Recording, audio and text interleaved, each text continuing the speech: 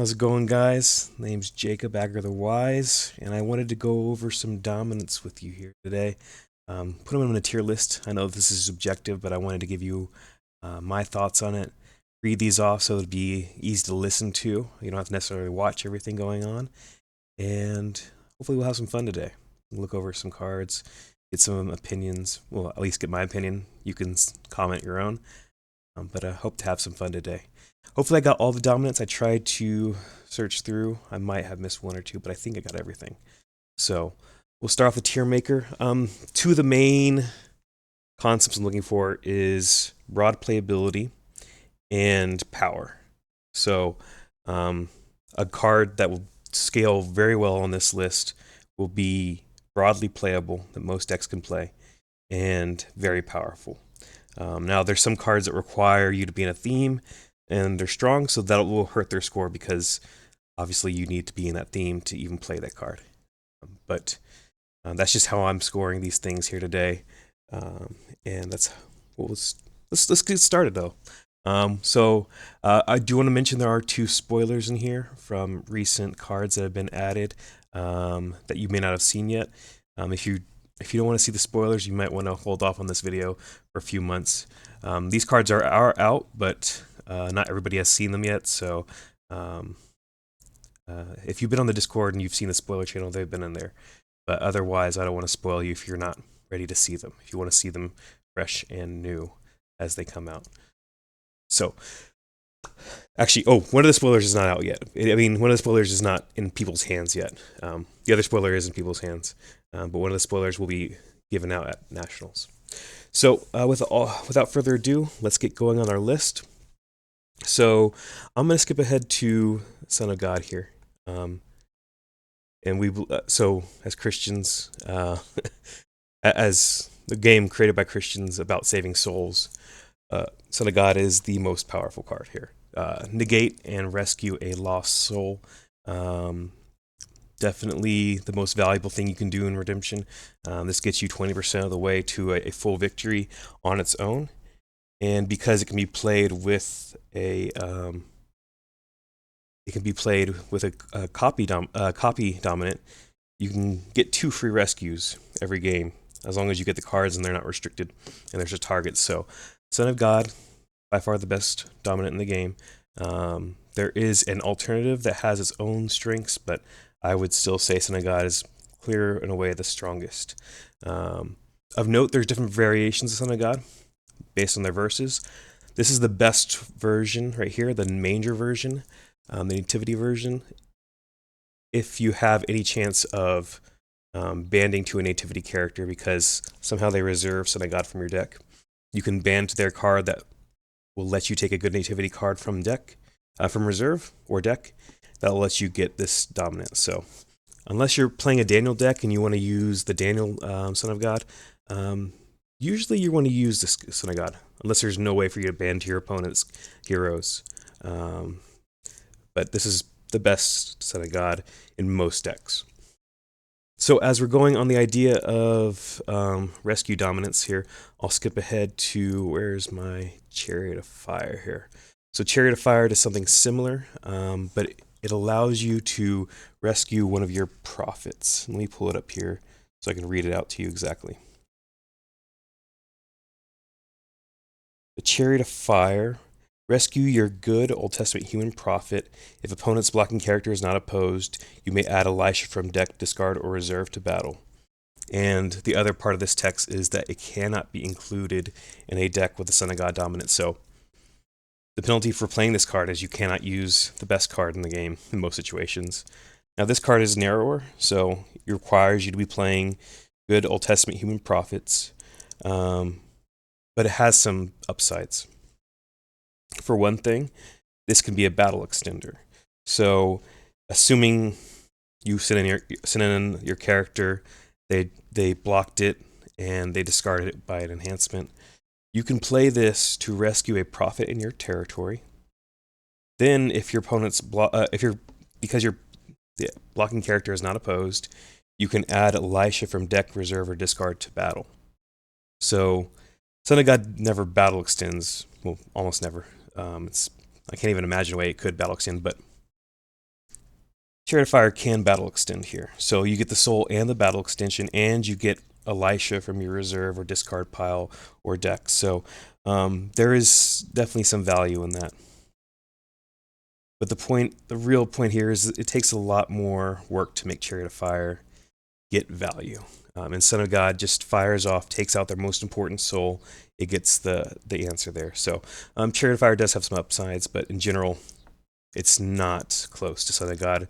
I'm just sticking these on the same tier because there's nowhere, these cards are so powerful as rescue dominance, you can't put them beneath.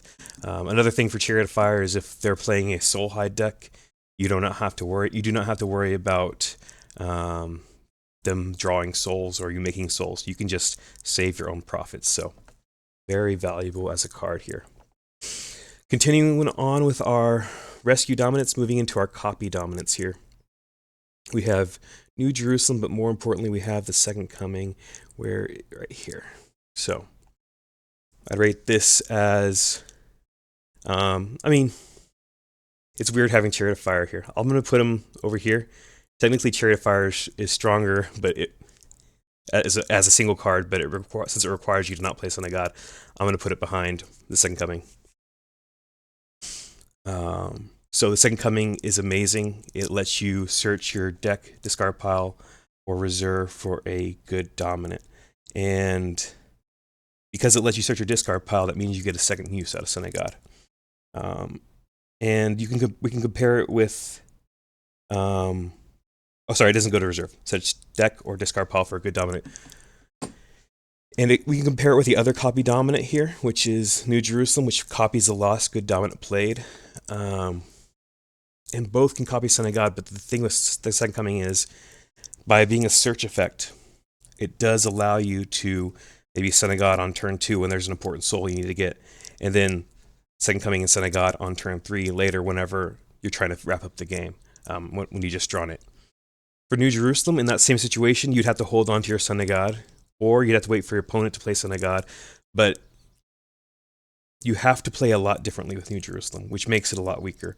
Also, the Second Coming has the ability to go to a crowd's choice in a dire situation. Obviously, you really don't want to be going to crowd's choice with Second Coming to maybe find a blocker, but sometimes that's just the way you need to finish the game. You're like, I have a perfect attack every turn. I just need to block one more turn to block 2 more turns to save the game. I just need to get my best blocker. I have a bunch of enhancements to play with him. The point is, Second Coming is very flexible. New Jerusalem is not.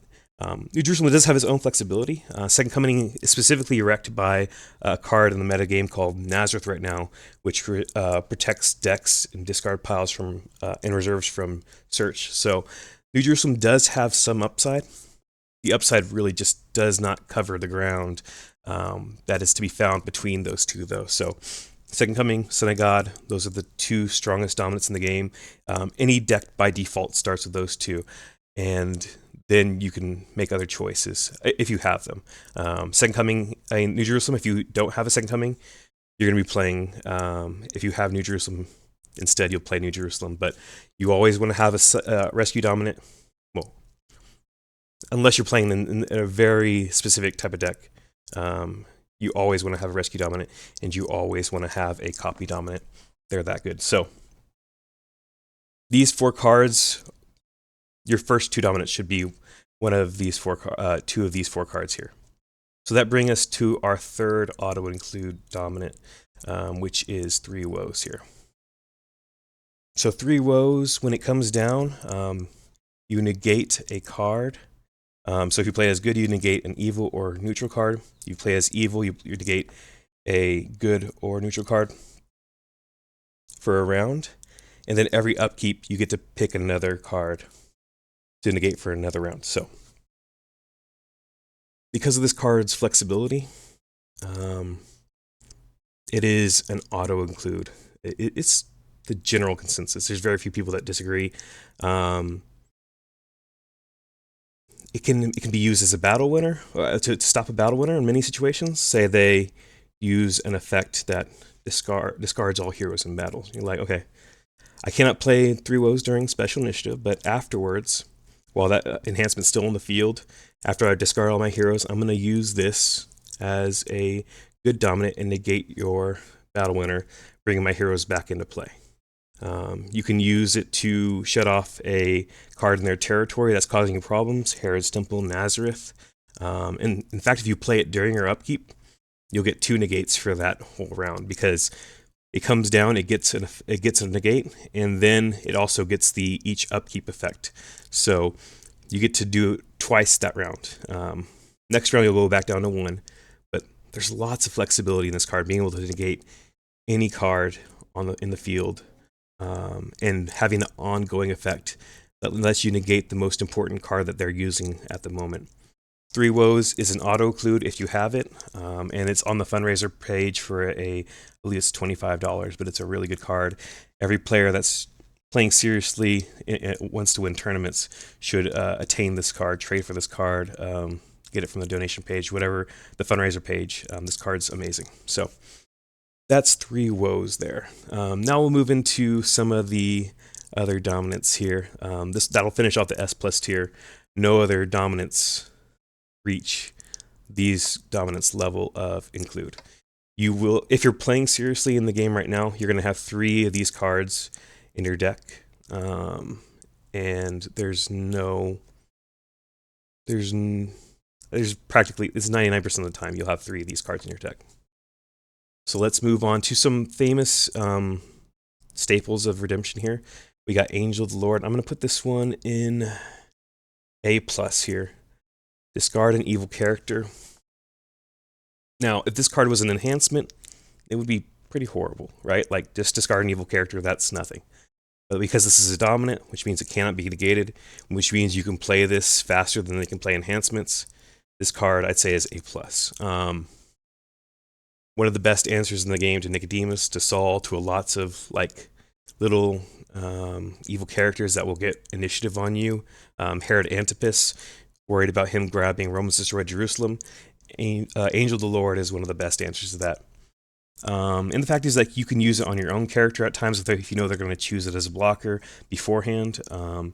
Say they have a Simon, they just bounce back to their hand. You're like, oh, I know that for sure they're going to choose my character, and if they get this soul, I'm going to lose. So I'm going to discard my character, and they won't be able to choose that character. That gives you a shot where you didn't have a shot. So Angel of the Lord, just on its flexibility for decks, like, this is almost, and frequently against a lot of decks, an Angel of the Lord on a single evil character will get you the win. Now there are some other dominants that may let your opponent counter that or extend it, but frequently an Angel of the Lord on its own can be a win. In fact, sometimes you will second coming to your Angel of the Lord just to secure the soul and get rid of that character that you're fighting. Say if your opponent blocks with Saul and you know that they don't have any way to extend the battle after getting rid of Saul, you might just second coming back to your Angel of the Lord from discard pile and get rid of that Saul, so they don't get to play unsuccessful, and you don't have to worry about Saul coming back next turn. So Angel of the Lord is a very powerful, good card. The other staple that came with Angel of the Lord, one of the beginning staples, is Christian Martyr. I'd put it a little bit lower here, because there's often many decks run banned offenses. You're more likely to see, in my opinion, solo blocks and solo attacks. It doesn't make Christian Martyr bad. It's really good. It's one of the best solutions to a solo attack in the game. If they're not restricting dominance and they're not protected from evil cards, this is one of the best solutions, because generally, cards that extend the battle for good require you to have a blocker in play already. So a blocker in the battle already. So if they attack with a solo character, you can pop it with a Christian Martyr, and if they have good seed, if they have lots of other small dominants, they're not going to be able to extend the battle. So Christian Martyr is an A card, in my opinion, very good. It's not seeing a ton of play right now, but it's very good. And as we see one of our spoilers down here later, it might see more play just based off that spoiler.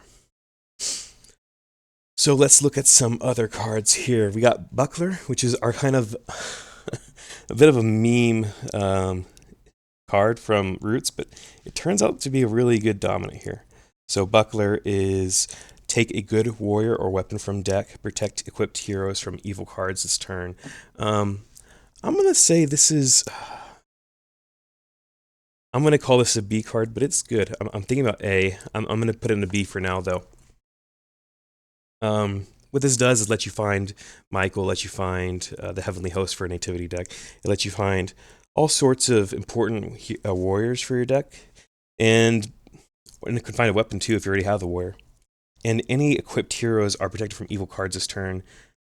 Really helps solidify that hero's ability to go through, because they're not going to be able to battle win against it. They're not going to be able to dominate your hero.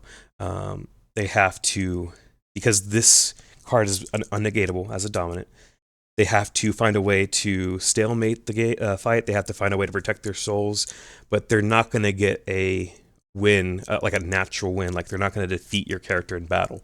The best they can hope is to stalemate it or to block the rescue, but they're not going to be able to actually get a win here. So Buckler is a really useful card here. I'm going to put it a B, but it's definitely a strong card. I respect this one a lot when I see it. It doesn't have the flexibility because it requires a deck playing with good warriors or weapons. Not every deck plays with those, so that's why I'm putting in B tier here. I'm putting Crowd's Choice here in A+. Might be worth S here. In fact, let's put it in S. This is an amazing dominant. Crowd's Choice can be played as good to grab a good card, or evil to grab an evil card from deck or reserve. So this card finds anything that's not neutral, which is often another dominant. It's often or an important hero piece or an important defensive piece, an important blocker. The card's flexibility is insane. You can put Crowd's Choice in any deck and be happy about it. Now, the downside of Crowd's Choice is that it is one of your 7 dominants, and it's not producing any dominant power on its own besides finding another card faster. Finding a card faster is great, but if the game starts dragging out to like 7, 8 turns, you might want to. You might wish that you had another dominant in that slot to actually win a battle, because Crowd's Choice doesn't win a battle if you don't like. Crowd's Choice on its own never wins the battle. It picks you another card that might win the battle. If somebody else is just playing 7 dominants that just do something on their own, they might start to catch up to you and overtake you. But I would never be upset with somebody running Crowd's Choice in a deck. It's very powerful. I will call it S tier here. It's a really strong card. It's definitely, if you have to make a 4th on an auto-include list, I would put Crowd's Choice there as one of those. Very good card. Okay, so let's look at Chronicles of the Kings. Chronicles of the Kings here. So this card has 2 modes, good and evil. And it does negate the opposite enhancements of the side it's played. So if it's good, it negates evil enhancements. And it also, as good, it discards curses, idols as well. And as evil, it also discards covenants, temple artifacts, and good enhancements. So it randomly hits some good stuff here. People have been trying to use on the evil side to hit honeypots, artifacts. The problem is they run Glory of the Lord, which protects them oftentimes. But this card is really, really good. I'm going to put it in A tier. Like Three Woes, you can use this to break up a battle winner from your opponent if it's still in play. It'll negate it, and it'll prevent all the rest of their enhancements. And it'll hit curses, idols, or covenants and temple artifacts. So it'll do that, and it seems like an amazing card to me. Like this, like at first glance, it feels like this should be an S card or an A+ card. But when you actually play it, it's just a little bit harder to use than you think, at least in my opinion. For one thing is, sometimes you're the one running covenants and you're like, I don't want to play this as an evil dominant because I will extend the fight, but I'm going to destroy all my covenants. I'm going to destroy my temple artifacts. Or if you're playing on as a good dominant, you might discard your curse, your idol, something in play. So, and it can also negate and discard territory placed enhancements too. So say I have a good seed in my territory. If I play this as evil, I'm getting rid of my good seed in my territory, even though that's not what I was aiming for. So it is broadly playable. Like any deck can play this, but you might run into ways where it's hurting your own deck. And sometimes some effects that in the battle do not let you negate them afterwards. So I'm gonna put this as an A card. It's definitely good, but to me, it's a little too it's a little too awkward as a dominant.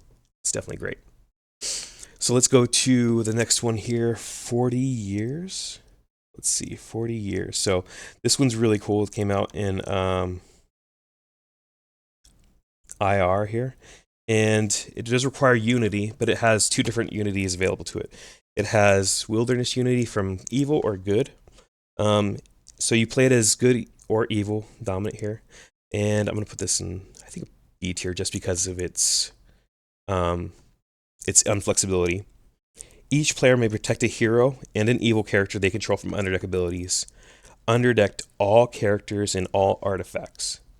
So this doesn't hit forts, it doesn't hit sites, but it does hit characters and artifacts. There's a really good reset in that way. So if you play this as a dominant, you're often playing this during battle, forcing them to underdeck all their territory or underdeck the character in battle, and lose, like, if they underdeck the character in battle, they lose the fight. So this card's really good at that. I think the worst part about it is the Unity. Characters, if you're playing as a good dominant, you have to have a good Wilderness Unity. If you're playing as an evil dominant, you need to have evil Wilderness Unity. And those two themes aren't fully being used heavily in the meta. They have some really good cards in both of them, but to me, like, they don't have the power currently to run with GOC level themes. So that's why I put it so low. I really love this card. Like, I could easily see this card being played if some players find a way to get a strong wilderness defense or offense going. I think defense might be more likely, but it's definitely a great card. I like this card a lot, and I could see it being A tier. I think I wouldn't go beyond A tier because of its inflexibility requiring a specific defense, but it's really good here. Next we have Harvest Time, and I'm going to put this one at B tier, but it's really good as well. I just got beat by Soul Surfer using it. Harvest Time is a big part of that deck. So Harvest Time is really cool. Let's see here. Here's exact text. Select a number. Play that number of lost souls from each deck, regardless of protect abilities. So Harvest Time has a big function for Soul Surfer decks, letting you getting out a lot of souls that affect gameplay at once. You can pull out Complacent Soul that restricts dominance. So you play your Harvest Time, you bring out your Complacent. They can't respond with any dominance afterwards. Lets you bring out souls that prevent enhancements in territories. Lets you bring out souls that give you CVP while your hand is smaller. So Humble gets you lots of amazing souls here.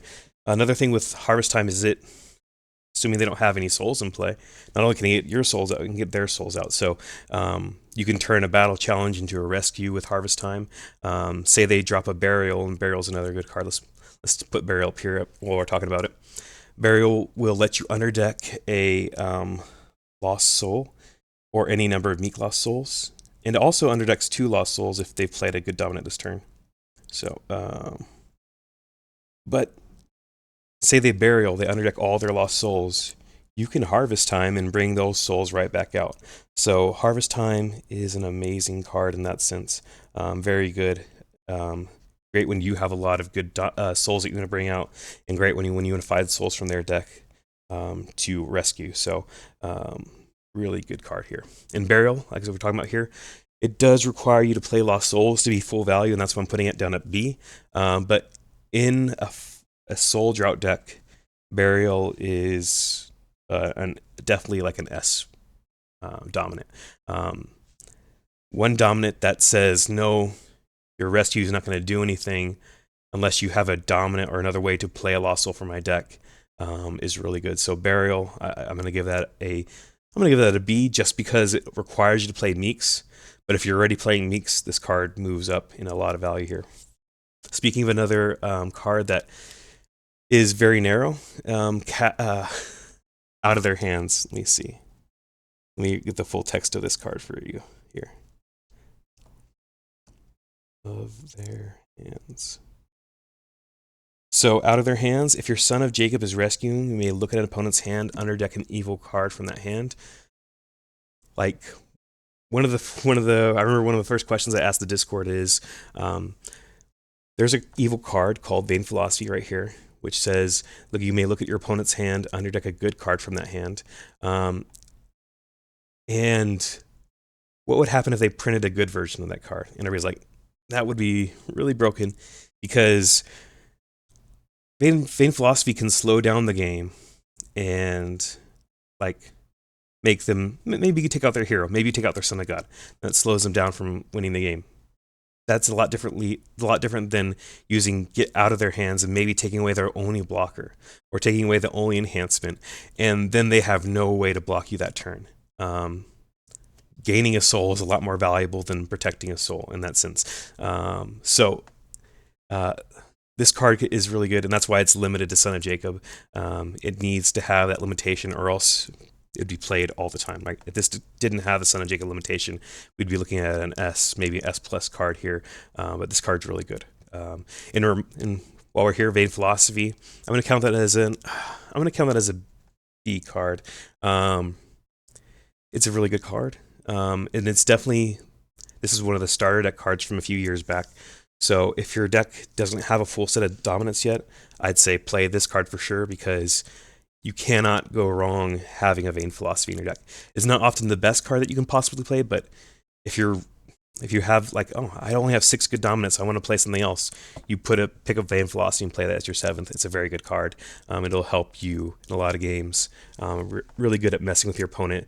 The downside is they might have hand protection blocking this card, so you do have to worry about that. But Vain Philosophy is one of the few ways that you can interact with a combo of a player really going off on turn 1, really getting a strong turn 1. Say they search up a Resurrection, as we're going to go over later. Resurrection is one of the best turn 1 dominance, and you, before they go to battle, you say, "Can I get dominant initiative?" So they either have to play the Resurrection before battle and they don't get the band, or they have to let you take the Resurrection from their hand. But it's a really, really strong card. So, speaking of the Resurrection, let's go to the Resurrection next. This will let you play an Empty Tomb Hero from your deck and an Empty Tomb Fortress from your deck. Or you can go to your discard for both of those, but you have to pick the same target for both of them. So if you're going into your discard for the Fort and Hero, they have to be from the same area. Or if you're going to your deck, they both have to be there. You can't get a hero from your discard and a fort from your deck, and vice versa. They have to be in the same area. And then, as if that wasn't enough, it plays the fort. It plays the Empty Tomb Hero. It also lets you band 3 New Testament human heroes. So really strong card here. This is the whole purpose. One of the main offensive purposes of my deck is to play this card on turn 1.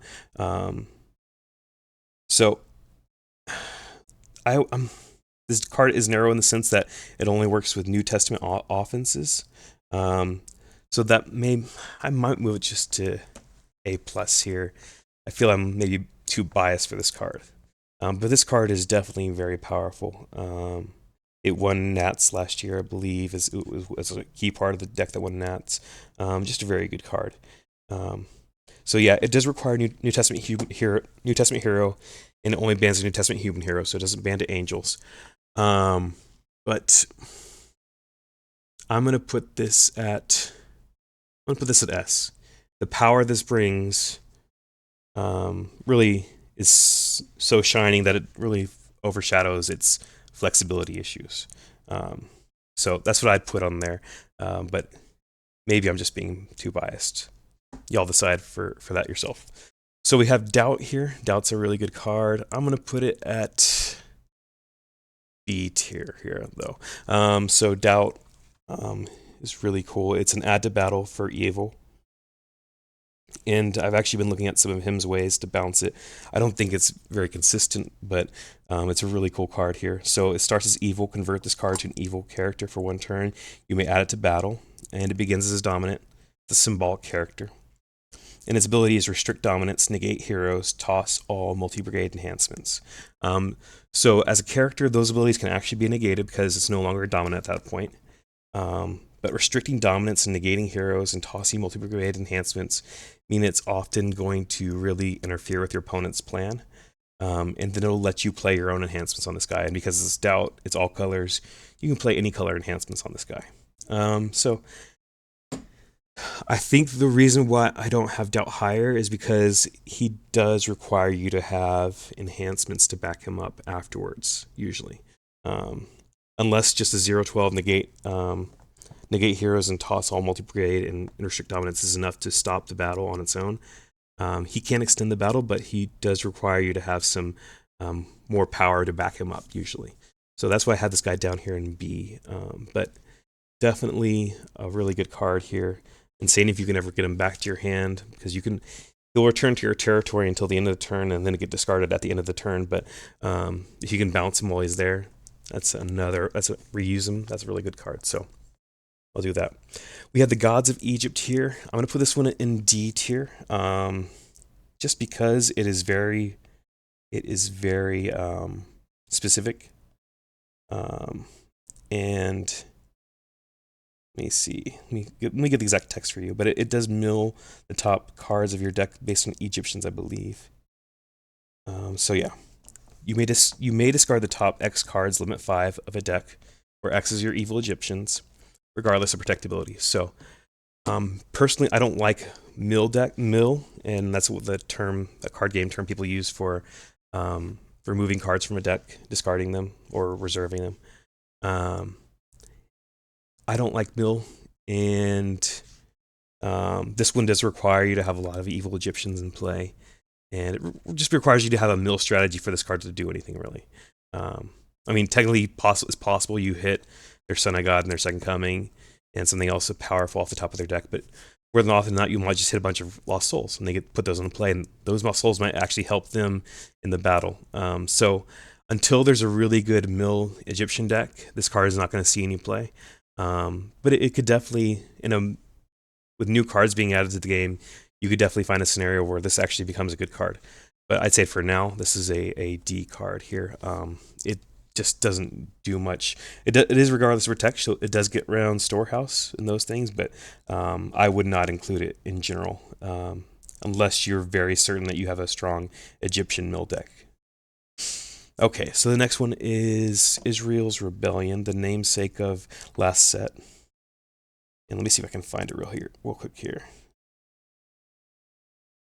Israel's Rebellion. Let's see here. So it does get rid of all lost souls in battle. And I'm almost here. Let's see. It gets rid of all lost souls in battle. It gets a curse, I believe.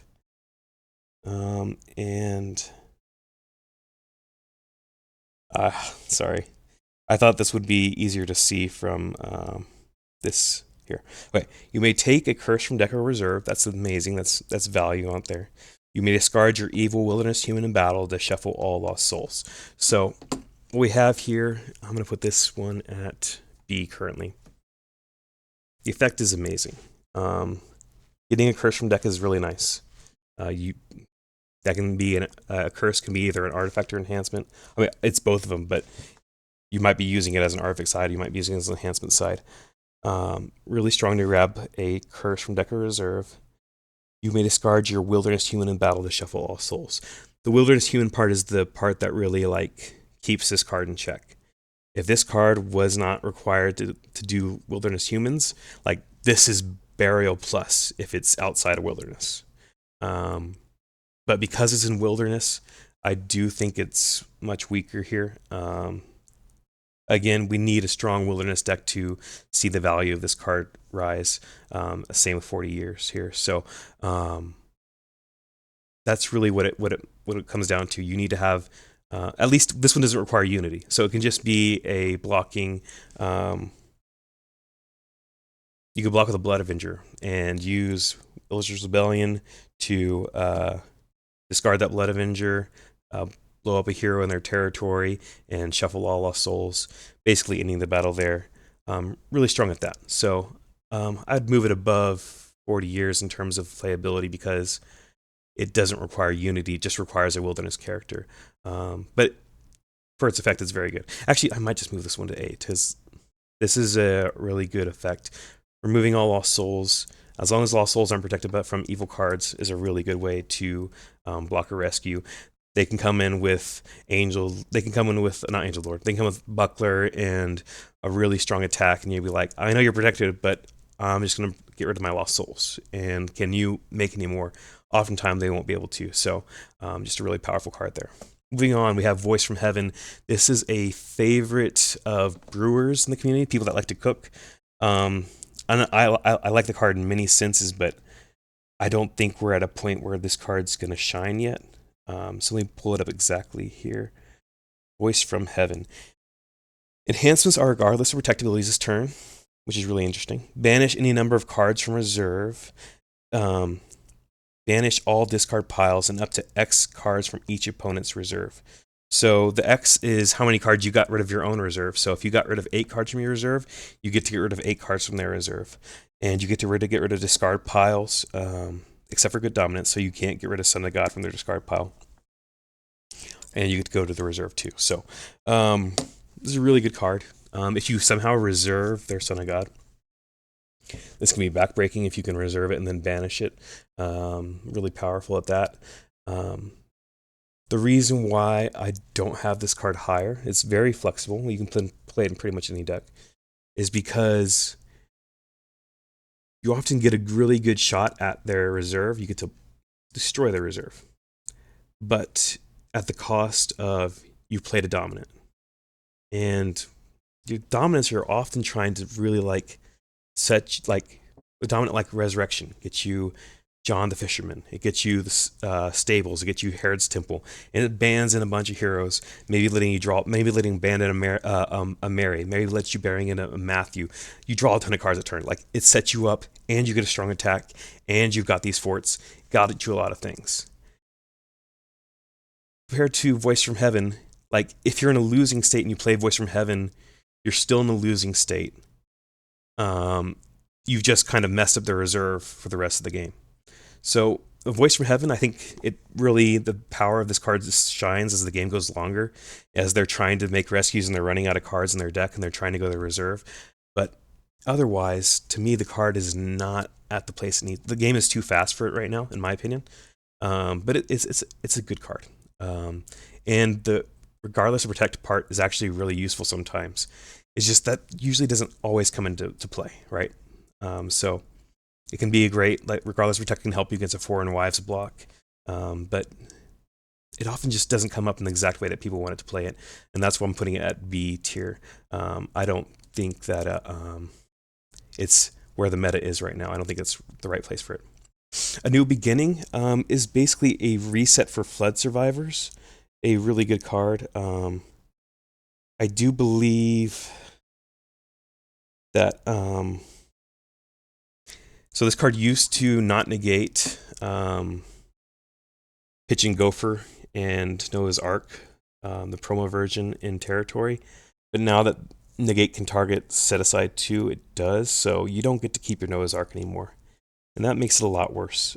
So because this card is limited to Flood Survivors, because it now is worse at doing what it meant to do, it meant to keep Noah's Ark in the set aside, but now it actually gets rid of Noah's Ark. I'm going to put it at a C tier. It's a really good card. If you're playing Flood Survivors, you're definitely playing this card, but it lost some of its power, and it's very inflexible. It requires Unity Flood Survivors. It's a good reset for sure, but I would put it a lot lower now because of those two things. It lost power, and it still requires a very narrow offensive theme. Let's go to Destruction of... Actually, let's go to Rubble and Dust here while I look up Destruction of Nehushtan. So Rubble and Dust here is a really interesting dominant. I'm going to put it at B tier, but I might put it at C tier here. So Rubble and Dust lets you get rid of any card in play or set aside that has a card placed on it, or a card that's holding a card, or a card placed on it. So this can be a really big like combo breaker. If they have Glory of the Lord on the temple and an artifact on the temple, you can blow up all of those. And this card is regardless protection. It's a dominant, so it's CBN. That makes this card really powerful. And the problem with this card is it's just that narrow. Your opponent has to be playing cards stacked on top of each other for this to matter. And sometimes it doesn't happen. A defense that does make this card better is demons, because they like to place cards on practically everything. And if you're doing that, you get more targets for this. So I like it more in there. And in fact, in demons, I might call it an A plus or an A card, maybe even S in that deck. But in a deck where you're not placing cards on your opponent cards, I'm gonna call this as a B or C, maybe a B or C.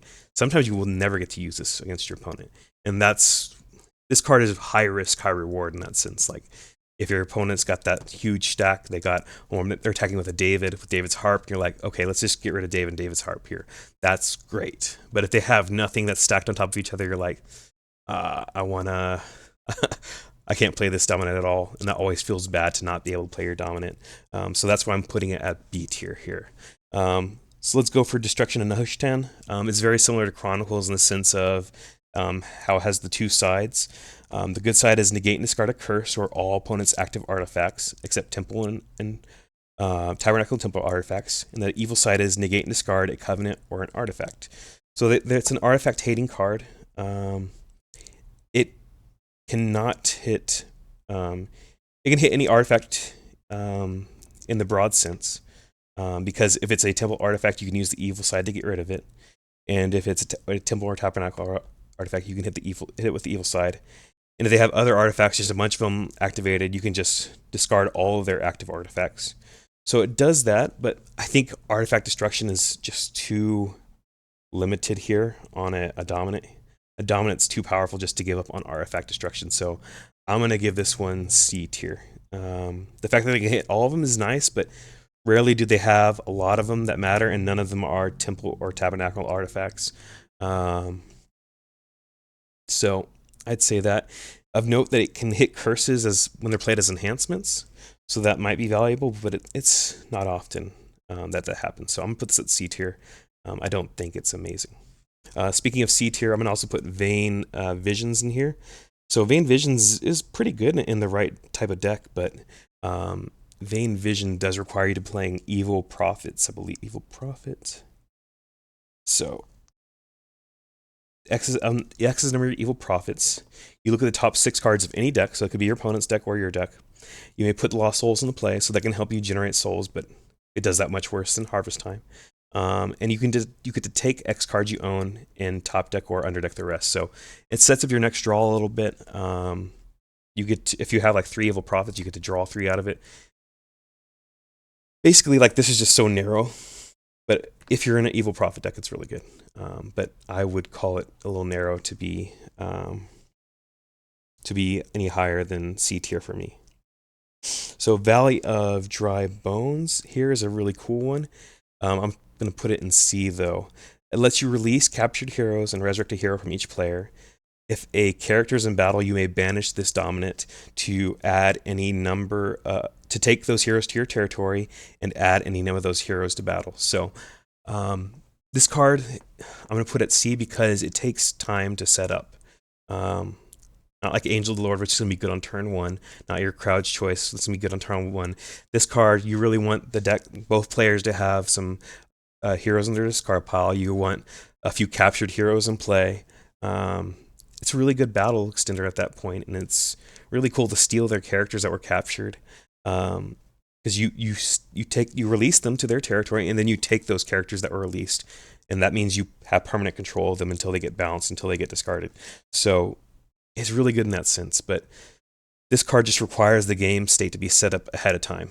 You just have this in turn 1, you're like, I'm not going to be able to use this until turn 3 usually. With stocks in the game, there are more captured characters than there have been in a while, so that does help this card. And I don't think this card is horrible, but it requires a little bit of time to pass in the game. and it requires your deck to be built a certain way to have some. But you probably want to be capturing cards. You probably want to play stocks yourself with this card. So that's why I'm giving it a C. We have, I'm going to do Blinding Light here because this one I believe is another D. This converts a New Testament. Let me look it up exactly. It converts a character and it gives it protection from opponents while it's in territory the whole time. Convert your New Testament evil character to a hero in any brigade. While it remains in your territory, that hero is protected from opponents. And this is CBN because it's a dominant. So the best thing I've heard from this is converting your own Priest of Zeus and leaving it in your territory, so the Priest of Zeus is protected from your opponents. Anything they can do, they can't choose it, they can't negate it because Priest of Zeus is CBI, they can't do anything to it. So the Priest of Zeus is active the whole game, punishing them if they draw. That's like the best case scenario. Like, this card is really weak in my opinion. Like, you can't take this guy into battle because he loses the protection. Then you just got to convert. A convert's not that powerful on a because it converts your character, right? You're not converting an enemy character. So it's just not that powerful. I'm not going to give this a high grade here. So we have Angel of God here. Angel of God is another really cool dominant. I love the theme design of it. But in terms of actual power, I'm going to give it a lower grade here. I think I'm going to give it a C. It begins as dominant, and the X is number your wilderness heroes. So you can, when you play as a dominant, you can convert this card to a hero for 1 turn. If a character is in battle, you may add that hero to if a character is in battle, you may add that hero to battle. So when it says add that hero, you can add Angel of God to battle as a character. So it does let you battle extend, say that you attacked with a wilderness character that Christian martyred. You can play Angel of God, bring back in Angel of God, and then they'll start negating things based on how many wilderness heroes you have. So it's good at the battle extension. Some problems with it is it's silver, and wilderness characters are white on good sides, so you don't get to play white good enhancements on them. That means it kind of like fractures your defense. It's definitely possible for you can still use this in a really good way, like preempt their. Say you attacked some wilderness characters, they block with moths, and they're like, "Oh, I'm just gonna let my moths die and protect souls from evil characters, from good cards." And you're gonna be like, "Before you die, I'm gonna play Angel of God here and negate your moths and bring them into battle and force you to actually fight me here." It's good in that sense, but it's narrowly good, and it requires a wilderness theme to get the negate. I don't think this card is going to be powerful until we find a really strong wilderness offense running. But until then, it looks C tier for me. I really like the card. The art's amazing. The theme's amazing. The story it tells is amazing. But I don't think it's where you want to be right now. You can play it outside of wilderness, I guess, but you don't get the negate. You just get a 7/12 add to battle silver card. And honestly, that might be just the best place for this. Silver's not known for its good add to battle cards, so this might just be the best way to use a mono silver deck. Have an add to battle card here or there. So I like it, but it's not strong in my opinion. Falling Away, I'm going to move up here to A. I'm going to put it right next to Christian Martyr here.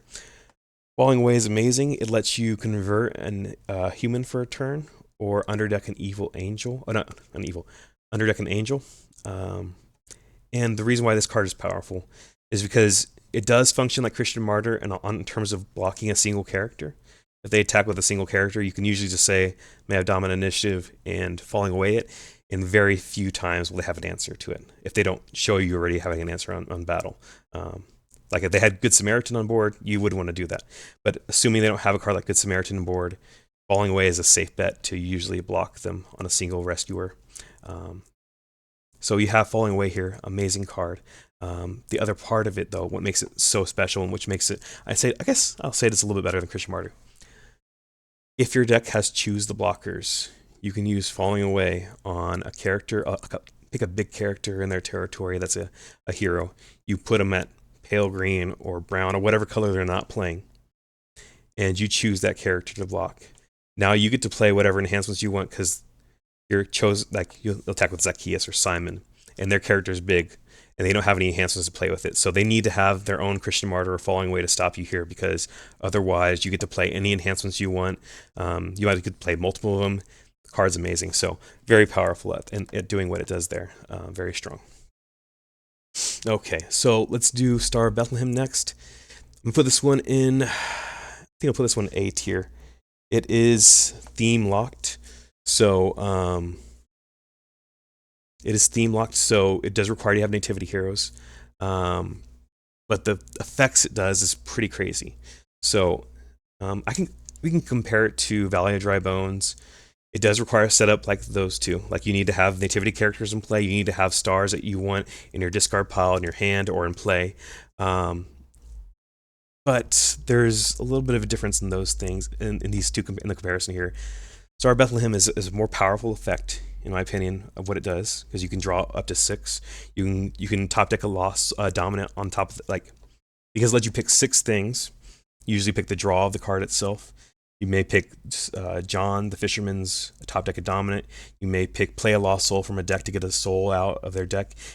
Just the flexibility is insane here. It really gets you a handful of cards. You might have gotten the 3 woes out of your deck and put it on top before you drew 6. You got a lost soul out of their deck. You discarded an evil card from their reserve. Lots of amazing little effects on stars here. And it really, like, if you can pull this card off, the power level is amazing. And not to mention, there is a card that lets you top deck a star card from your discard pile on top of your deck called the Coming Prince. So you can use this dominant twice in a nativity deck. This card, that's why I think it breaks up, like, even though it is theme locked, even though it requires setup, the power that it brings after it has those two things is why I'd put it at least as an A tier. It's a really good card. We've seen some decks splash nativity, Chamber of Angels, the Heavenly Host, just to play Star of Bethlehem. That was what makes this card so good. So I'm going to put this one at A. I think some people, I think I've overrated it in the past, and I think I've underrated it in the past. It's really good at what it does, but it does take time to set up, and it is require you to be in a theme. So I'd say that would be my answer for Star of Bethlehem. Glory of the Lord. I'm going to put this as an A+ dominant currently in the meta game right now. So what it does is it's used in the Honeypot deck currently. And the idea is that this will protect your temple and your temple artifacts from your opponent. And that's just a really powerful effect here. So let me pull up the exact text here. Search deck or discard pile for the Tabernacle or Solomon's Temple and play it. Place this card on the Tabernacle or Solomon's Temple. Protect that fortress and your temple artifacts from opponents. This protection is really powerful. Protection from opponents is one of the best protections in the game. Oftentimes you'll see cards protect from harm, which means that they can still be targeted by their own alignment. So if it was protection from harm, you could still get rid of their say, what is it called? Their tabernacle or their temple with a new beginning. But because this protects from your opponent's cards, if they new beginning, you keep everything except the Glory of the Lord here, I believe, and it makes it a lot harder to target these cards. And the fact that it plays the Tabernacle or Temple from your deck or discard pile means that this card helps set up your combo for you. So this is a really powerful card in that deck. It makes it very hard to deal with their combo because they can set up their artifacts to be CBN. They can set them up to be protected from you. How do you get rid of something that's CBN and protected from you? You have to get rid of this first, and that just makes it a lot harder. Luckily, it is a place effect, so if you do get rid of this card, immediately they lose the protection. It doesn't last to the end of the turn, doesn't last to the end of the phase. They have to deal with it now, so that's a really good effect here, really powerful in the deck. It is narrow because it does require you to be basically in that theme, but because of how powerful that deck has been in the metagame, I'm going to put it at A+ right now. I can see it falling a little bit, but I think it's really good. Definitely a powerful card. Next is Grapes of Wrath. I'm going to put this card at A. I'm putting it at the back of A currently. It is a really cool effect, and it's got a whole bunch of text here. But basically the idea is you discard an evil card in battle to shuffle all cards in battle. And then if the rescuing player does not have, let me see, I have to get this one exactly right. Then if the rescue player does not have a hero in battle and does not have redeemed soul advantage over every player, that player may begin a new battle. So this card is great because it can use in offense and defense. If it's on defense, you block with the character and you ask for dominant initiative before they play anything, assuming they don't have an Angel of the Lord to get rid of your solo blocker. Like you can just play this on your on your blocker, discard them, and shuffle away all of their heroes. Say they came in with a huge Daniel band, like let's grapes away everything, and they had to reassemble their band later. They may get to attack you again, but they've shuffled away their whole band. Who are they going to bring in? They can't bring any of the unique characters that already attacked this turn, so they might not have anybody to attack with. And if they're ahead of you, they can't even start a new battle. So very powerful on defense in that way. And on offense, like assuming they got a really good block on you, they discarded your character in battle with a CBN card, or underdeck all your characters in battle with a CBN card. You can discard their evil card, and if you're not winning the game currently, if you're not tied or winning, if you're not winning the game, you get to start a new battle. So it has both offense and defense. It's very flexible. You can play this in any deck. It does require extra thinking than most dominants here. This is not simple like Angel of the Lord or Christian Martyr. It requires extra thinking on how you're going to use this, but a very powerful card here. So let's go here to Murderous Command. I'm going to use Murderous Command and Warrior Overtaken here. They're both the same, but for different themes. I'm putting these A+. They are theme specific, but they do not require unity in that theme. So they're very good. Murderous Command lets you take an evil Egyptian from your deck of reserve, and then you get to discard a hero in a territory to add that evil character, that evil Egyptian to battle. So let me see, make sure I got that exactly right. Yeah, take an evil Egyptian from deck of reserve, discard a hero in territory to add evil Egyptian to battle. This card is nuts. One of the best battle extensions in the game. You get the evil Egyptian from your deck of reserve, so that can be Foreign Wives, that can be Amalekite Slave. Even if you're not playing Egyptians as your main theme, those can find you other cards, or Foreign Wives can play anything. You get to discard a character in their territory, so as long as their territory characters are not protected, you get to blow up their best thing in territory.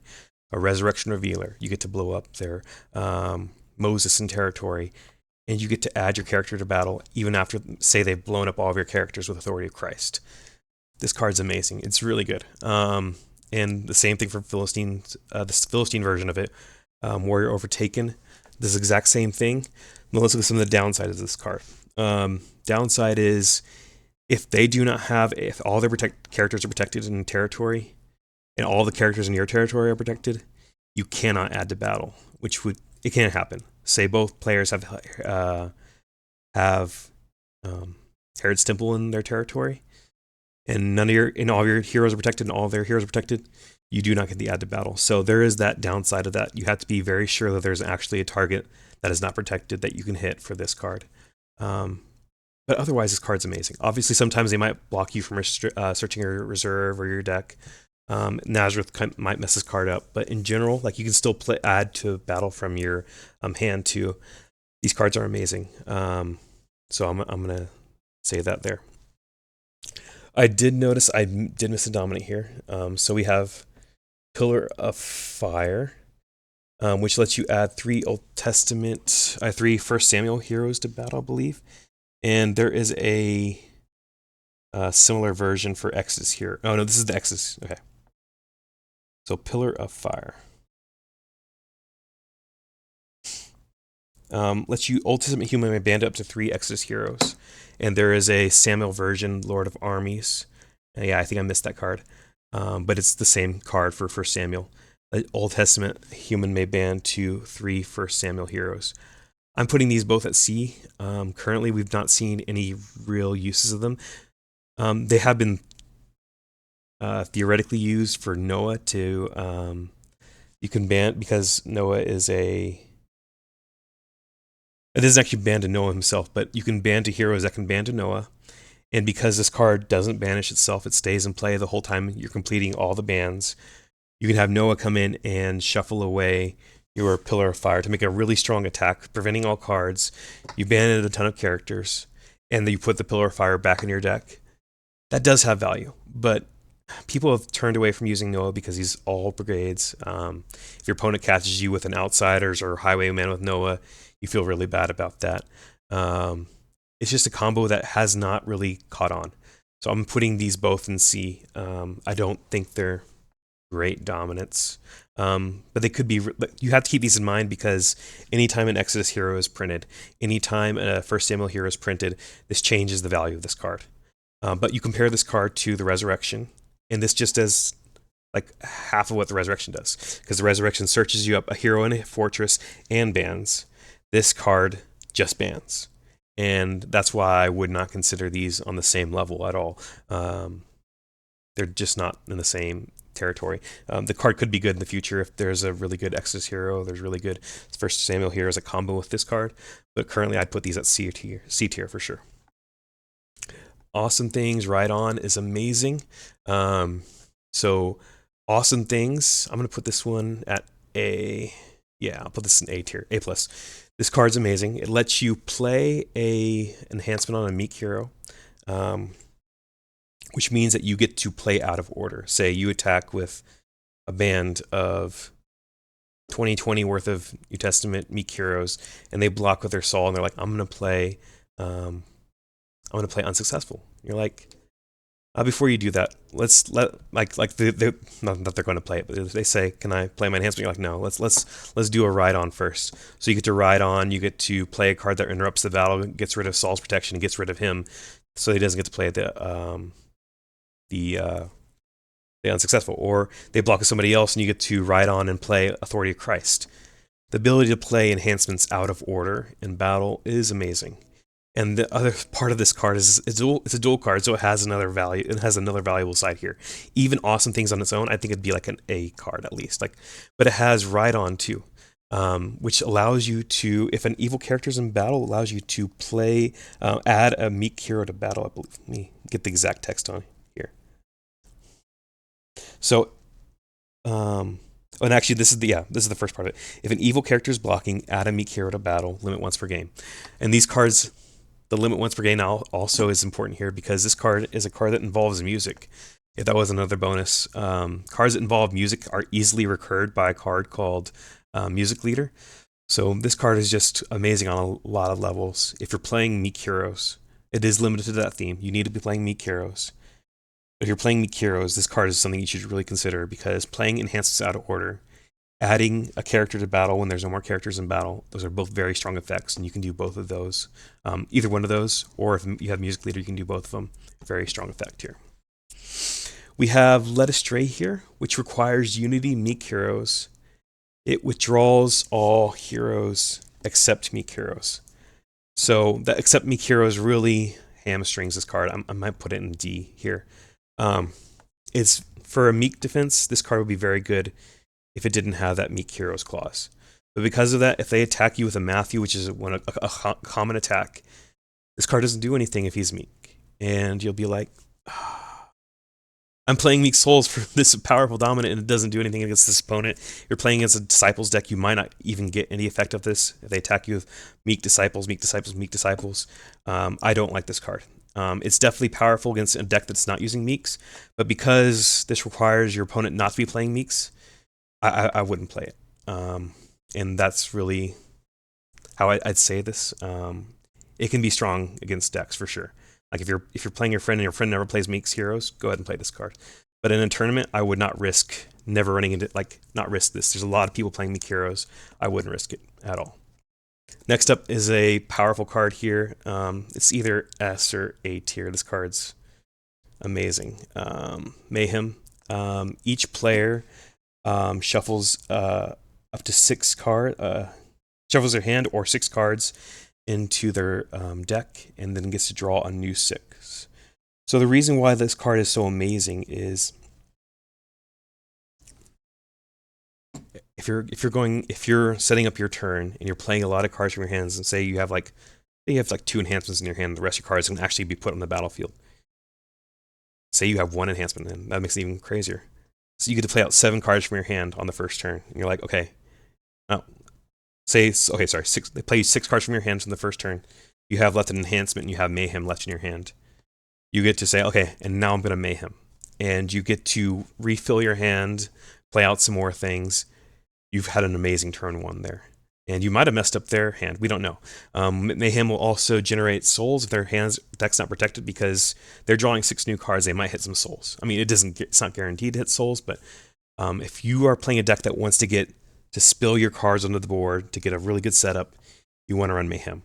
Mayhem does get weaker the more enhancements you have in your deck, because the more non-territory class enhancements you have in your deck, because if your hand is full of like 4 enhancements and you play Mayhem, you're really trading 4 cards for 6 cards, which is not as good as trading 1 card for 6 cards. Does that make sense? So Mayhem is good at that.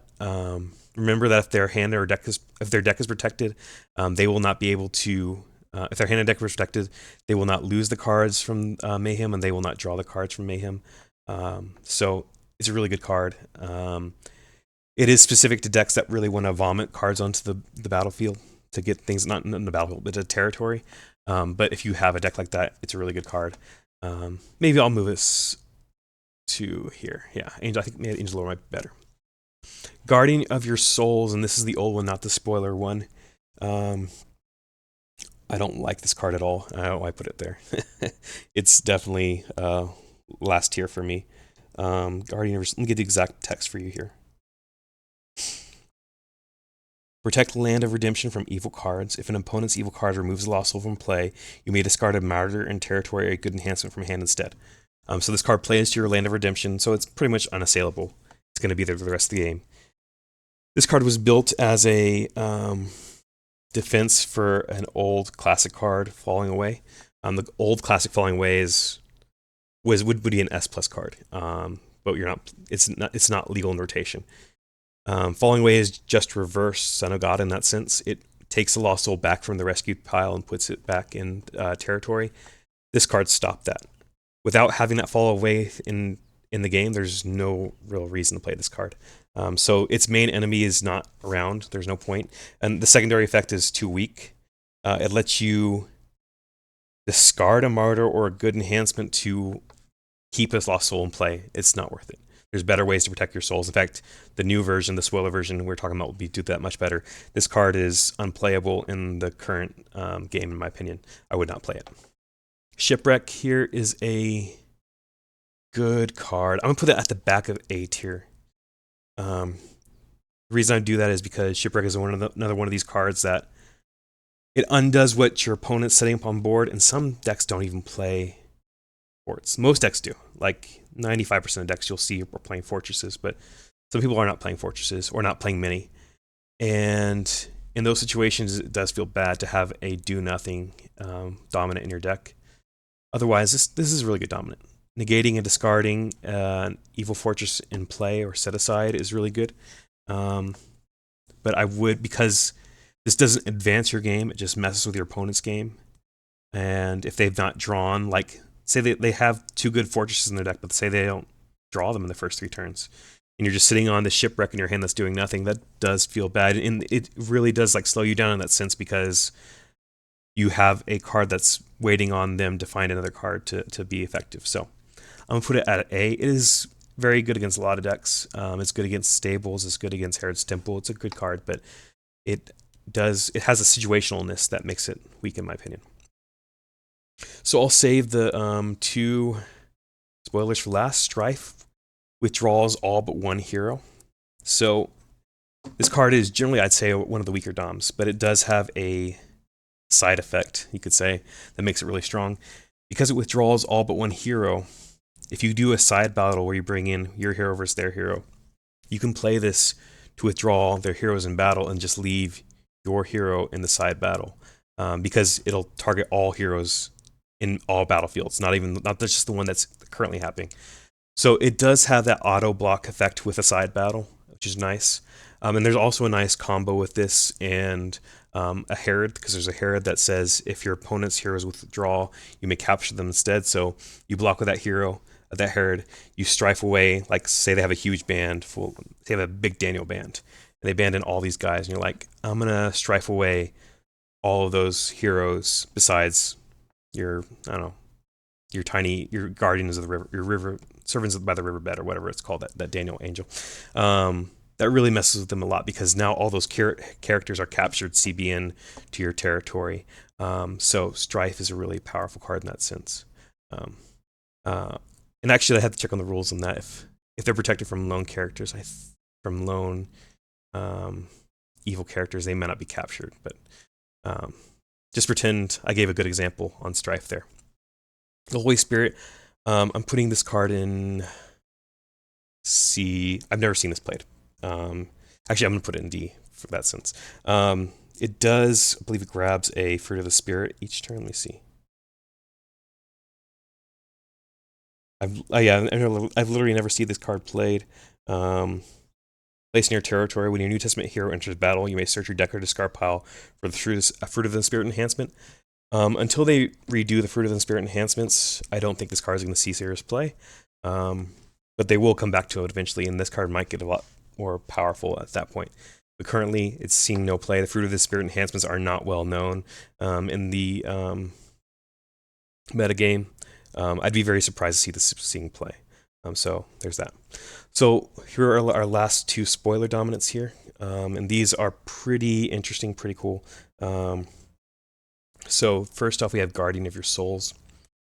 And I'm going to move this one to... I'm moving this one to B tier. It's very powerful, but it's very narrow. So it has two effects. It lets you... and I can't pull these up for direct text right now. This lets you...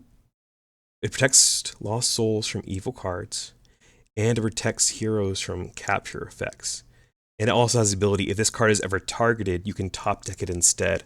So this goes to your territory. Basically, they're not going to be able to mess with your evil soul. They're not going to use evil souls to underdeck your card, underdeck their souls, protect them from rescue. That's really powerful at that part. It really, really messes with any deck that's trying to get rid of souls. And then it protects heroes from converting, which is really strong against disciples and other offenses that convert to meek on purpose. So Matthew has the ability, you can either reveal a dominant or convert him to meek to get these abilities. They want to convert to meek usually because a lot of cards get bonuses from being meek, and he changes colors from going to meek. So he gets clay, and they usually want to be playing clay cards. So this card is really strong against those. The reason why I caution against this card is because this card does nothing if your opponent's not playing meek disciples or convert to meek characters or playing a lot of lost soul evil, like evil cards that target lost souls. If they're not doing that, this card does nothing, and that's one of the reasons why I don't say you should definitely put this in your deck. You really need to think carefully about putting this in your deck. But when it does work, it works really well. I compare this card to a card that says discard 3 nativity heroes, a dominant. What if there was a dominant like that? That card would be amazing against anybody playing nativity heroes. But if your opponent's not playing nativity heroes, you'd be like, oh, this card doesn't do anything. And the same thing for this card. This card's really powerful at what it does. But if your opponent's not playing disciples, your opponent's not playing cards that hide souls or protect souls, this card's not doing anything. And that's my main problem with it. It's not proactive, it's very reactive. So we have Glory of the Lord here. This card is... I'm going to put this card at S tier. This is a new winter promo. It's very good. Basically what it does is let you activate a temple artifact. So it's not activating from deck or anywhere else, so you need to activate it from an artifact pile or from hand, I believe. But then it also says... restrict enhancements being played on characters except to lone priests. This is really powerful because it changes the way we play the game. There's never been a restrict this powerful, to my knowledge, for enhancements in battle. So say you're playing this in a Daniel deck. You play this card before battle starts, you send in your entire Daniel band, and you're not going to be able to play any enhancements because you don't have any lone priests. It restricts except for lone priests. But unless they have a lone priest, they're not going to be able to play any enhancements either. So they need to block you with something that can stop you without playing an enhancement. Most decks are not going to be able to do that. Maybe they have something like a blocker in Grapes of Wrath that can work. But if you have a complacent out, you can stop that. It makes things a lot harder for your opponent to deal with. Now, black does have a few lone priests that they can put out. Some of the Pharisees are priests, so they might be able to do that. And there's priests like Priest of Zeus, and there's other priests that might be able to meet the lone priest ability. But this just puts a huge threat on your opponent. They have to deal with it, and it's very hard for them to deal with. This card could easily be banned, or it might be a little bit overrated right now. But I'd say I'm gonna put it at S tier to be safe because I think this card's really strong. But otherwise, that covers my tier list. Hopefully, I didn't miss anything but the Lord of Armies. That's just my thoughts. Obviously, if you have your own thoughts, please let me know. Please comment. Please like if you like the video. But thank you for watching and have a blessed day. I'm recording this on Easter, so it's a day where we celebrate the resurrection of Christ, and I'm happy to share this video with you. Thank you, and have a blessed day. See ya.